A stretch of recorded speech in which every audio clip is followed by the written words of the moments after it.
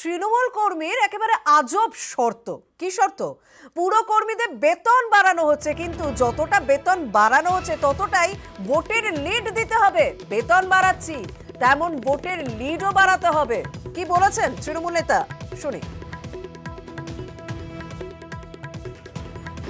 তো এই যে মাইনে 13% বাড়লো, আমরা কর্মচারীকে এই বার্তাটাই দিলাম যে আমরা যেমন মাইনে বাড়াচ্ছি, আমরা প্রত্যেকটা ওয়ার্ডে ভোটের লিড দেখে নেব। যদি দেখি কোনো ওয়ার্ডে লিড হয়নি, তাহলে মাইনেটা বাড়বে না। কারণ আমরা যেমন মাইনে বাড়বো, আমাদেরকে তো ভোট বাড়াতে হবে।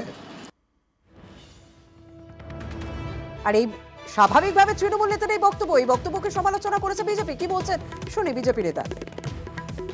সরকারি চেয়ারে বসে সরাসরি সরকারি কর্মচারীদের নির্দিষ্ট রাজনৈতিক দলের প্রতি আনুগত্য প্রদর্শন, এটা বোধহয় যায় না। আশিসবাবু যেটা বলছেন সেটা ওনার দল থেকে বলা হচ্ছে, এই কথাটাকেই প্রমোট করা হচ্ছে। আশিসবাবু এখানে বসে ওনার চেয়ারে বসে এই কথাই বলছেন।